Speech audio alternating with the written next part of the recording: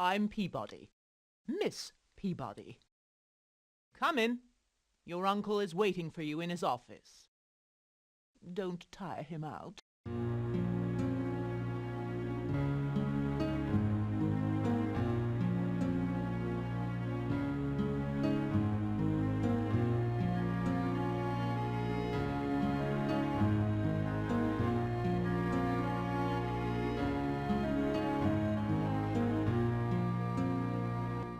Did you see her? The old witch. I'm sure she's listening outside the door. She can't help it. What a calamity. Right, that's enough chit-chat. I didn't ask you to come here just so I could tell you about my problems. You're my nephew, the last member of the family. You're the only one I can trust at this stage. Did you see the big pink building when you were coming here? This building, the Maritime Museum, is my life's work. 5,000 square meters of exhibition space devoted exclusively to the sea, sailors and ships. Visitors will come from all over the world, except that for the moment the museum is empty. The rooms are all ready, but I have no money to pay for the rest of the work, although I found a fantastic means. Treasure. There's no lack of wrecks, you know. There are thousands throughout the world, worth billions of dollars. Just think of the galleons sailing back to Spain. Nearly half of them didn't get through the Florida Canal. They ended up on the reefs of the Keys and on the sandbanks of the Bahamas. Most of them are still there. We spent hours underwater, and we brought back treasure. Believe me, I've had my hour of glory. I had the best equipment and a really professional team.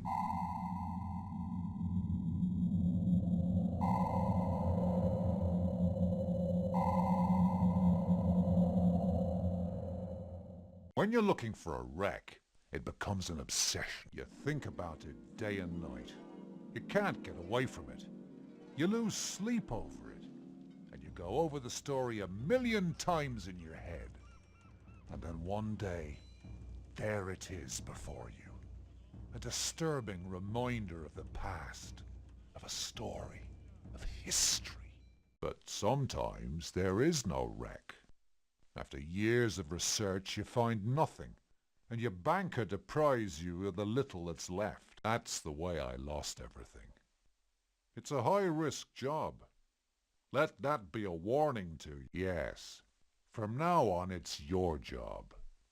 I know you know nothing about it, but you'll learn. This money will cover the cost of your first research. There are 3 people in this village who will be indispensable to you. They have something for you.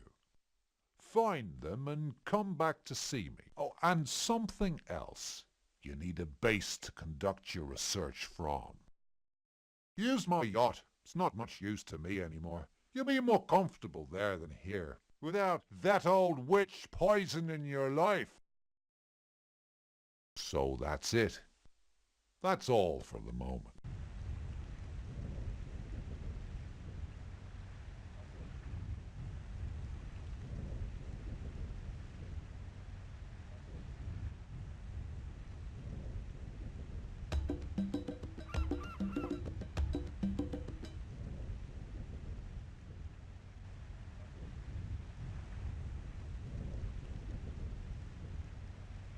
You again? I hope you've got a good reason for coming, because I'm getting tired of coming down to open the door. All right. Come on in.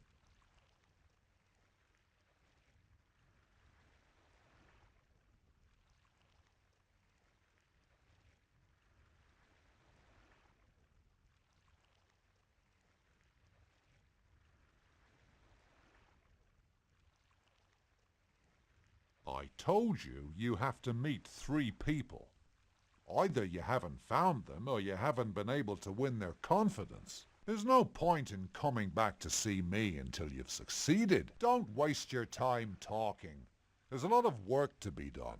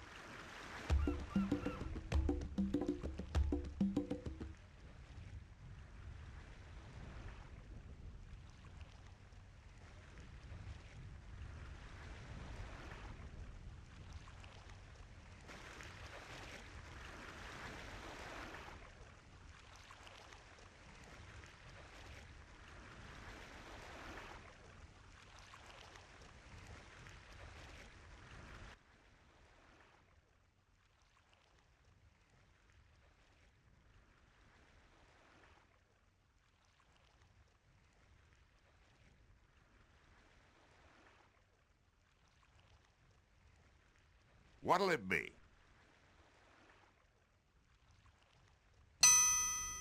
We don't often see new faces around here.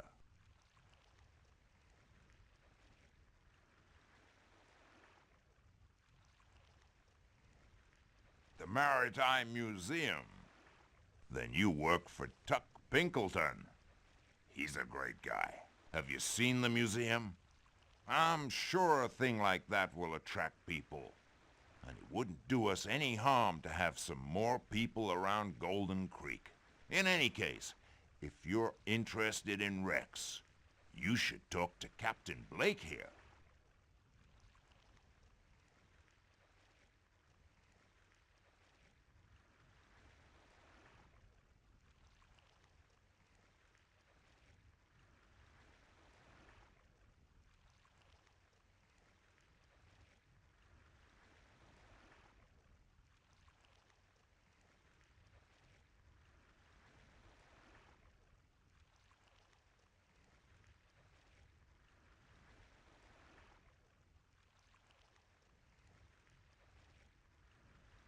Ah, I heard you're talking with Sam. Yes, I'm Captain Blake. And you're Tuck's nephew. He told me about you. I know your uncle well. We've sailed all the seas in the world together. I hope you're as good a man as your uncle. When you're ready, come and get me. I owe that much to old Tuck. In the meantime, he gave me this for you.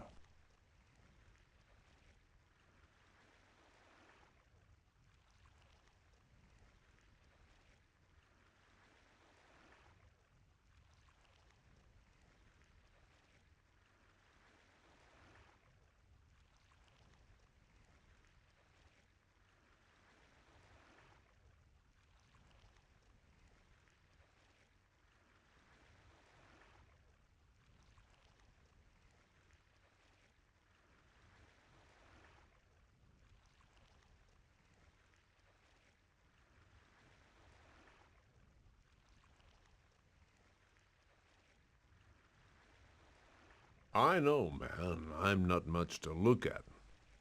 That one nearly got me. But I was the one who got him. The sea was red with blood. What was I talking about? A shark, of course. A great white shark. He was a good 15 foot long. Sharks I know everything there is to know about them. I know how to find them, how to avoid them, how to get rid of them. Anyway, have a beer with me. Talking of sharks always makes me thirsty. Listen, I'll tell you a story. I was sailing a solid 15-footer off the coast of Australia. I noticed that a large white shark, as long as my boat, had been following me for some time. That's where I made the mistake of my life. I said to myself, I'll harpoon it. I sunk the harpoon with the first shot, and he slipped under the hull. I thought he was trying to get rid of the harpoon. What a joke! He was trying to capsize me, no less. I got him a second time, and then he opened his enormous jaws, and with one snap, he ripped off a piece of the stem about 2 foot long. My boat went down in a matter of minutes, and I found myself in the water. The shark's fin turned around me in circles. He was taking his time, and when he finally decided to come for me, he charged at full speed. I screamed my head off and kicked and hammered at his snout. And he went away without biting me. But I was bleeding because the rough texture of his skin was as tough as sandpaper. The smell of blood excited him. He charged a second time. I saw his mouth open, and then, miracle of miracles, he turned away at the last minute. He just took a piece of my arm, and his fin cut my face. I don't know if the blows from my harpoon had weakened him, or perhaps my cries had frightened him. But he didn't come back. Do you want a beer? Listen, I'll tell you a story. The original inhabitants of Hawaii considered sharks to be sacred animals. They believed that their ancestors were reincarnated as sharks or some such. An old sailor once told me that before the war, when the U.S. Navy was building Pearl Harbor, they found the remains of a stone basin cut out of lava. The ancient kings had built the basin with an opening to the sea. They used bait to attract the sharks into the basin, then kept them there as prisoners, and, wait for it, fed them live men as food. Sometimes the Hawaiians organized sort of circus games where a warrior went into the basin to fight the shark. The warrior's only weapon was a shark's tooth mounted on a wooden staff. The warrior waited for the shark to attack, and at the last moment he dived under it and ripped its belly out with the tooth. Not the kind of thing you get a second chance at. Do you want a beer?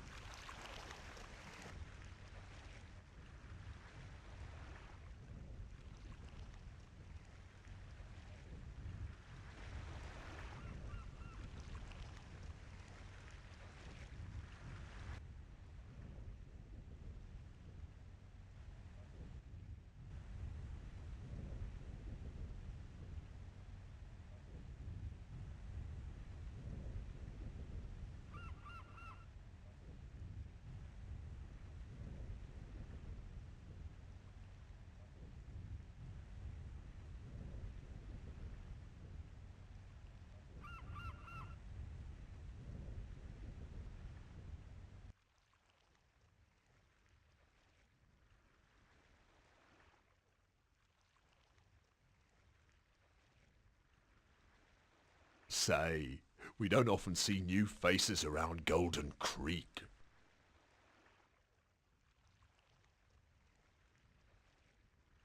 Your job is your own business.